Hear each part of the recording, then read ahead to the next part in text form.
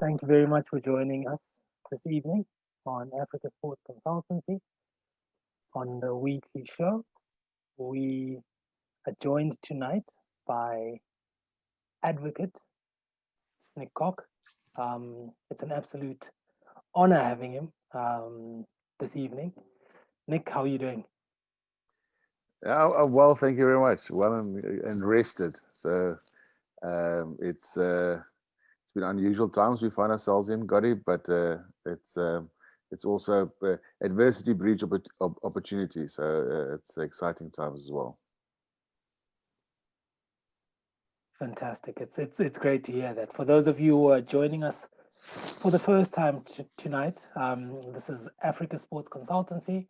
This is our Thursday weekly live every Thursday, 7 o'clock, where we speak about how we can better empower athletes, and who better to speak to than advocate Nicholas Kock that we've got in here. Nick, I'm not going to jump straight into the great work you're doing. We all want to know just a little bit about yourself and your affiliation with sport. Did you play a bit of sport yourself? Yes, but I wasn't good at cricket at all. I, I enjoyed my cricket at school and played a bit of rugby, played a bit of hockey. I suppose the sport I was most successful in was judo, that I did at provincial level.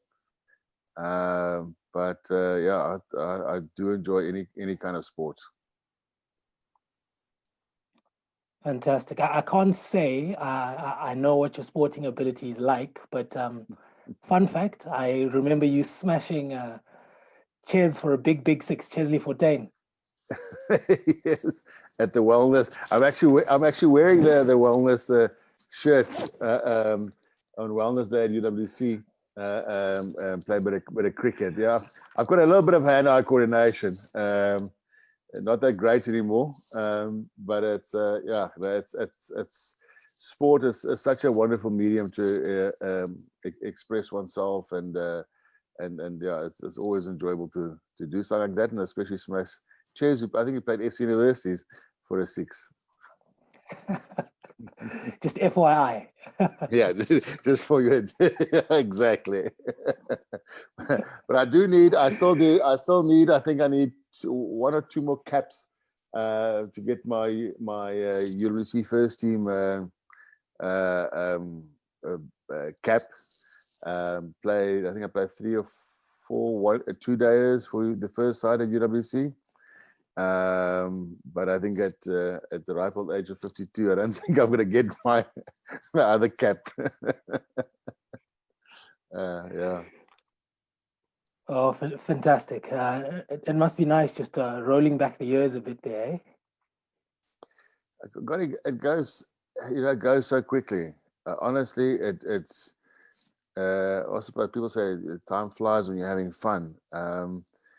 But I like to keep busy, and I absolutely. I don't think I ever did anything what the guidance teacher told me to do in terms of profession. I sort of carved out my own type of profession that I enjoy doing in life, and completely immerse myself in it. And when you immerse yourself in something, you wake up one day and then suddenly you see a bit of gray hair, graying out, and and before you know it, you're completely gray. And so it is, and you also don't realize when you're on campus, people stay the same age on campus. So, because it's all you guys come, you graduate, you move on, and the next young lot comes in, and so you kind of, your environment stays relatively the same all the time, and you don't realize that you've aged and become part of the furniture. Part of the furniture, you say. Fantastic. And that brings me to, I guess, why we're having this conversation. Mick, you've started up a non-profit organization which has seen through quite a few graduates. Something, I'm going to quote this off your website. It says, you're an NPO with a mission of bettering the future of South African disadvantaged youth through sports, education, and wellness programs. Can you tell us what that entails? It sounds far more formal than I suppose what it's meant to be. Gotti. Growing up, I'm going to digress as I always do. Growing up, I had to do reading lists at school, and I must confess I didn't enjoy reading that much. But there was one thing I liked reading was books about sport and storybooks about creating sporting teams. And so, coming to UWC, I've always loved the underdog and seeing the underdog victorious.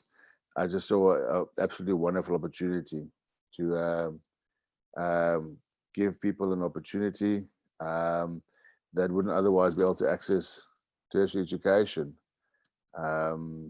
During my times as an umpire, I found that there were so many good cricketers that got lost because they got caught in a poverty trap, i.e. they, as soon as they're done with school, they need to start working, bring money in, or they start doing shift work. So they get lost, not just for the sport, but they also, in a way, get lost for society because they're not fully developing their potential. They might have had very good matric marks, and then they become not unemployable, or they don't fulfill their potential. And for me, to have people not fulfill their potential is an absolute sin. We shouldn't be living in a society where just because where you're born, you get denied access to a quality education or opportunity to fulfill your potential. And I think that's in essence what it's all about. Is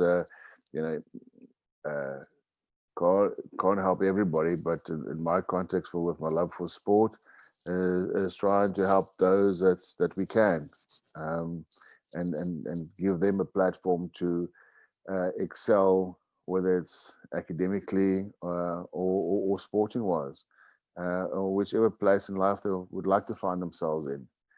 Just give people a leg up in life, really. I think that's the long and the short of it.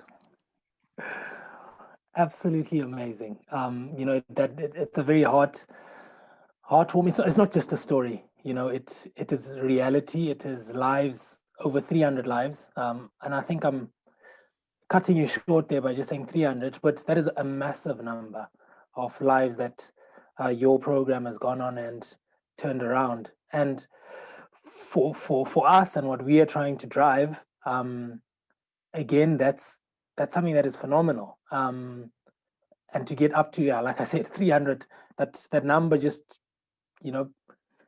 makes me want to just tip my hat off and say, well done with the great work that you are doing. And that opportunity you're giving to everyone. And like you're saying, it's equaling and giving everyone an opportunity, regardless of what background they come from. And any specific reason why you went with cricket? And I know more recently there's also been a leg with the rugby involved. I suppose cricket,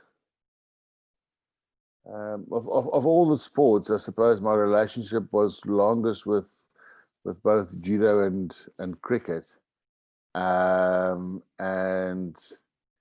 it was a bit of a toss up between actually at one stage in my life becoming a judo coach, which I was seriously considering, and I kind of let it go. Went back to university, and then so things sort of fit into place, and so I gave cricket a bash, and I love the sport. It's a and it's a people always say, I think all sports are like that.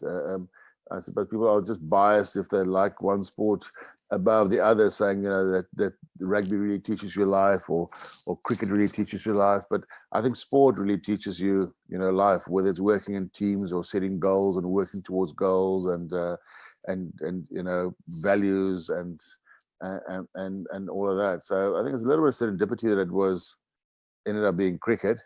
But I just do love uh, judo, cricket, rugby, and it's a great medium. And with my umpiring and my experience, I think that's how I ended up UWC in any event. Is as I met a bunch of cricketers from UWC, and I thought, okay, I'm gonna study there. I think there's a great opportunity. And then seeing us laboring in the 2B, which is sort of fifth division after Unity, I just thought this is absolutely a complete injustice, and we need to try and see how we can change it. And I've always loved the challenge, and start going about see how we can create a strong base for the sport on campus. And so at one stage, just to get out of the 2B and be able to track some players, we argued that sort of affirmative action to allow us not to go to the 1A, but just give us a leg up, give us the 1C, let us find our feet there, and if we can find our feet there, we'll fight our way up to the 1A. And that's exactly what you boys did. You won the 1C, won the 1B, and then eventually won every single competition on the 1A. And if you do it that way, then from a cricketing perspective, it becomes sustainable from a performance point of view. And so it's, as you know, it's not just South African cricketers. It's sort of, we like to say SADC, but it's basically Zimbabwe and South Africa. In a perfect world, it'll be more a sort of broader SADC involvement. But I think with this all happened with a number of Zimbabwean cricketers, including yourself, that come from really, really awesome schools. Churchill, and I know you like me to say Falcon as well. But those are, it's incredible the educational output that and sporting output and incredible young men that those schools produce. And they just have become also a very much a natural feeder to our program as well. Fantastic, Nick. I wanted to keep myself out of the spotlight for as much as possible, but you've roped me in, which was absolutely fantastic. And I for sure can say that you've definitely changed my life and the life of another 300 odd boys and girls, and it's opportunities that don't come knocking on anyone's door every single day. And for that, and I know I speak on behalf of a lot of people here and say how grateful we are for that opportunity. But let's not go there. That's a long conversation, Nick. You said something in your earlier statement that I just want you to speak a little bit more into. You spoke about getting caught in the poverty trap. Can you just speak to that just a little bit more? Okay. And let's regionalize it and talk about, let's say you got a youngster from Mitchell's Plain, for instance, that goes to Spinewood High or one of those also good schools in Mitchell's Plain, and you look at especially now with COVID, what is the financial pressures that those households experience, and I know we talk about a lot in about African tax, but it's more of a poverty tax.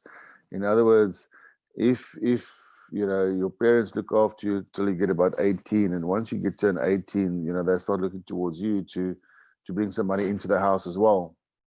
And so most of the time you don't even see an opportunity to go to university. You must just start wherever you can find work, and at that level, matric, the unemployment is the highest in South Africa. So it's the most competitive, and it's usually involved sort of shift work, and so it really cripples your ability to increase your employability by by acquiring other skills or more desirable, employable skills.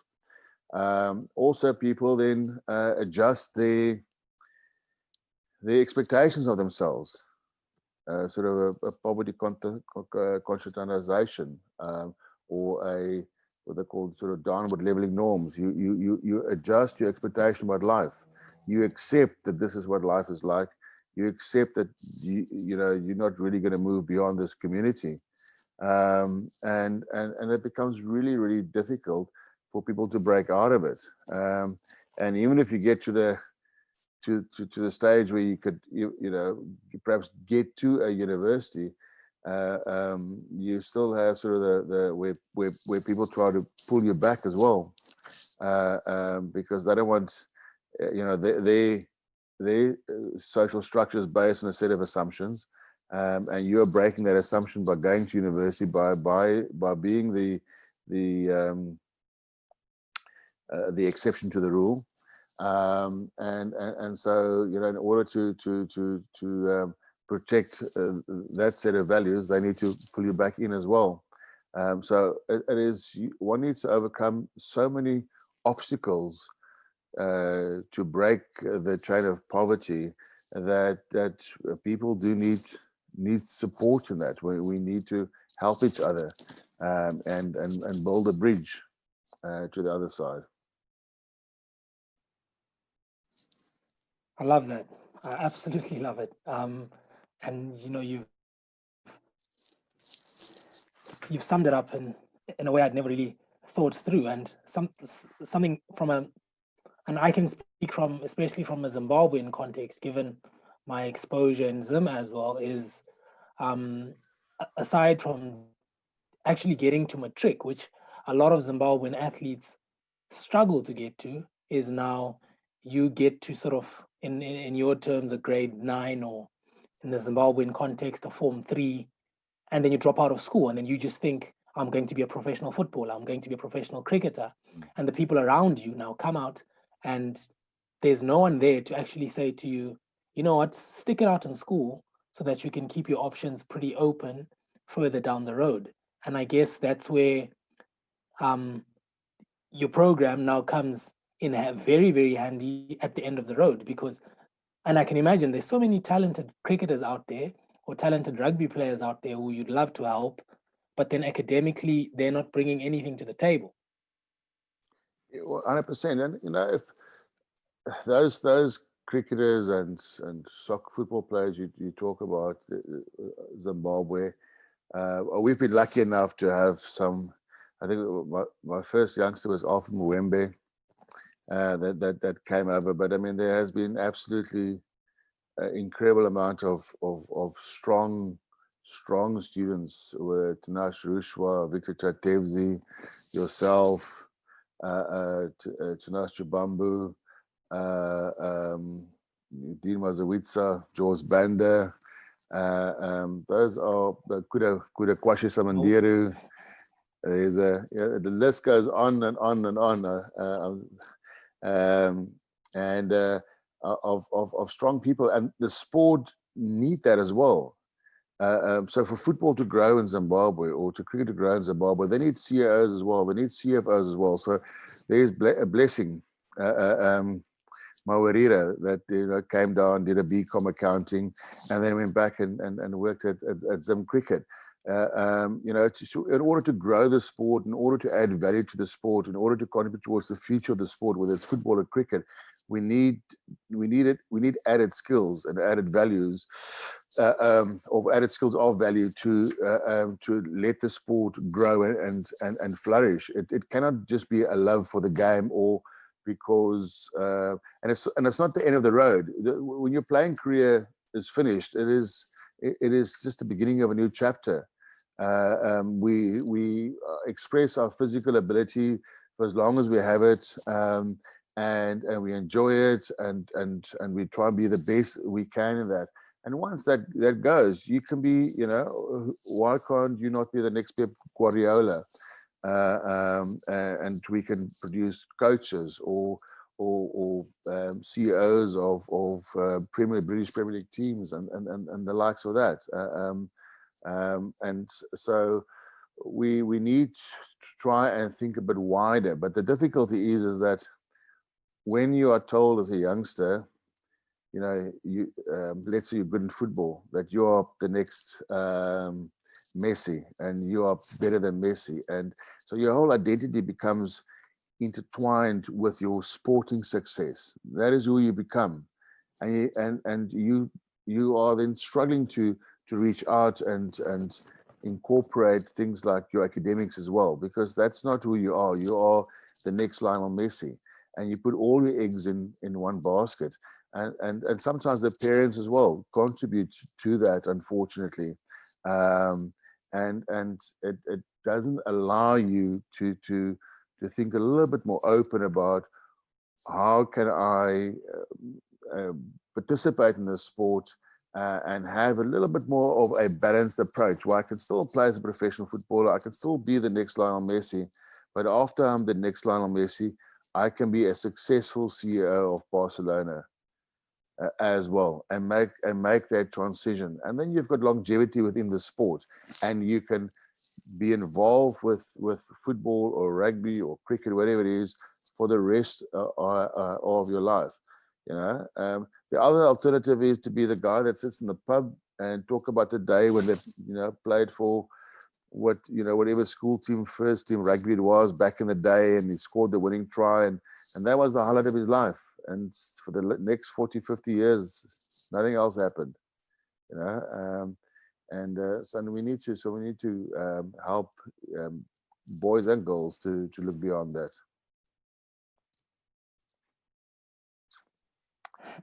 You're making me chuckle there, Nick. It's like when I tell you all the stories of all those wickets I used to get, you don't believe me. Yeah, that's like George Banner came to me and said he's a bowler or a cricketer. I didn't believe me either. Initially, but yeah, those pies sometimes buy wickets. Who knows? Gotti, they say you say you were off, yeah. It's just you've got a bad shoulder now. That's your story. You're sticking all excuses. But before we go on, yeah, I'm sticking to that one. But we're just going to give the viewers at home an opportunity to push through some questions that you would like Advocate Nick to answer. So while the viewers type in a few questions, I have a question for you, Nick, while everyone else thinks. We've spoken all about the NGO, and you've spoken about becoming the next Pep Guardiola and all of that. And I know you don't like talking about yourself, but you are the president of Western Province Cricket. How was that experience? It was tough. I mean, cricket in the South African context at this stage is an exceptionally volatile environment, and coupled with the development that was started or signed off just before I became president, made it a really, really tough environment to operate in.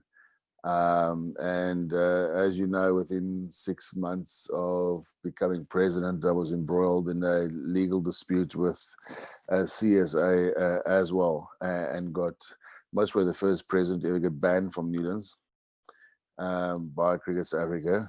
Not just myself, but the whole board, and find ourselves completely in the periphery. So it was very a tough environment. Luckily for us, we all came together and put our hands in our own pockets and took CSA on and won a dispute against them. Wow. But it's a very tough environment at this stage to operate in.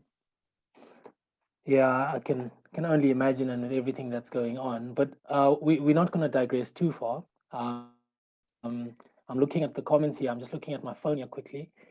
There's a question. Actually, this is a brilliant question.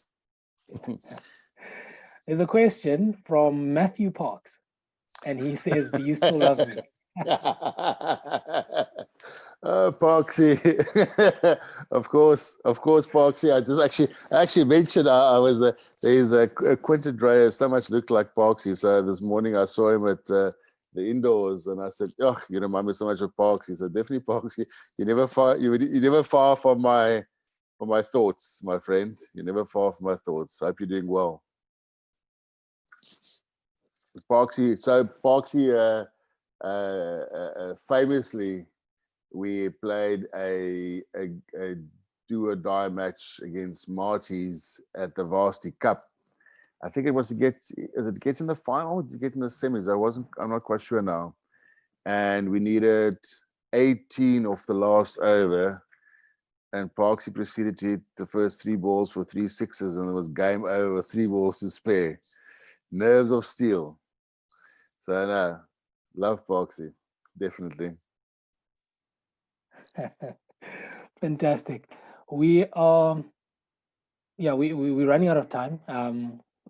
There's another question here. It says, are there more forward-thinking option or avenues for developing young people who are creatively gifted rather than academically gifted? So, Nick, I'm going to take that question and just package it differently because I know we're running out of time. But with that question in mind, to say, what would you advise a young man or a young boy? I mean, a young boy or a young girl, um, who have got sport on one hand, academics on one hand, and again on here, if they're creatively inclined, in terms of their future prospects. Well, if you got all three, then you're very, very lucky individual. I'll just be very, very grateful.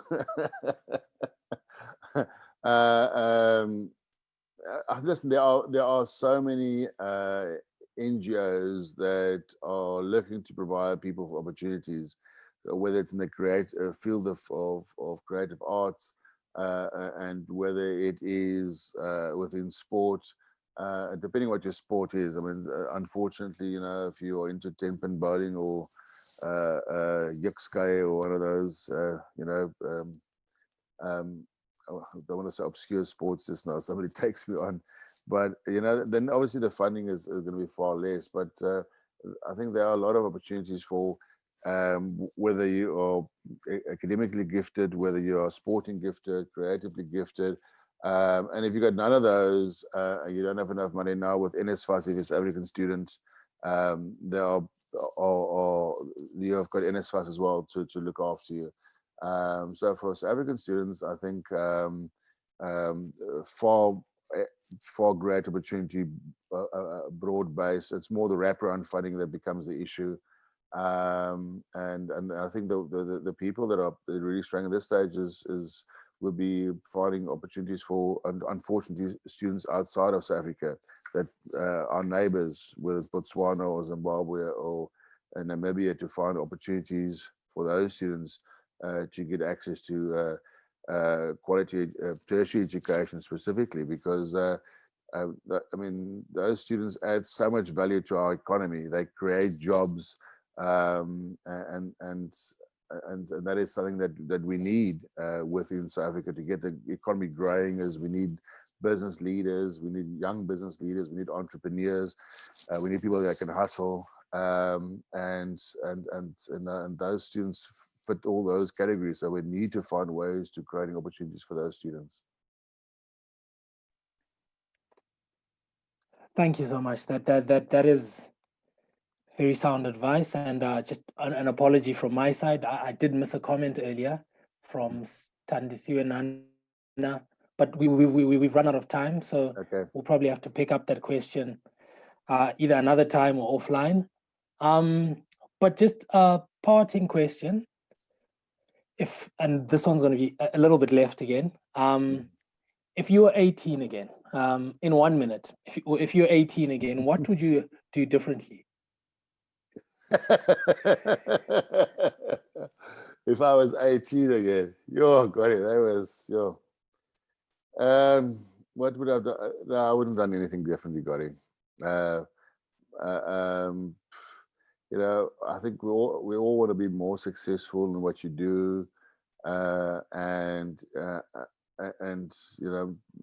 maybe there's things that I could, there are a number of things I could have done to be more successful in what I do. But all those decisions, the good ones and the bad ones, shape us into who we are.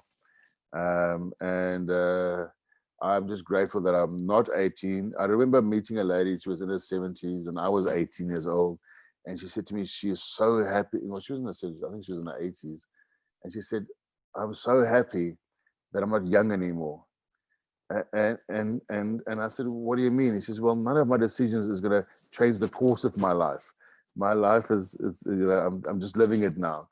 Your decisions can have mind-altering implications for your life going forward. So I'm grateful not being 18 anymore.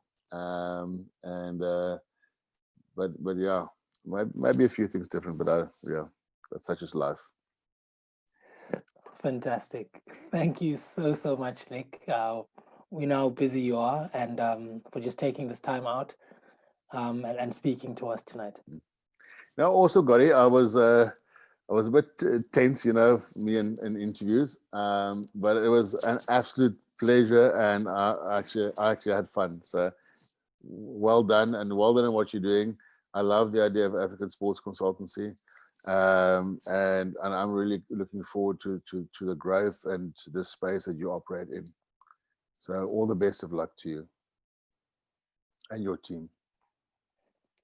Cheers. Thank you very much. Ladies and gentlemen, that was Advocate Nick Kock. He joined us here, the former Western Province cricket president, and more so the brains behind Sports Skills for Life Skills. Thanks for coming, and next week again, same place, same time. Let's remember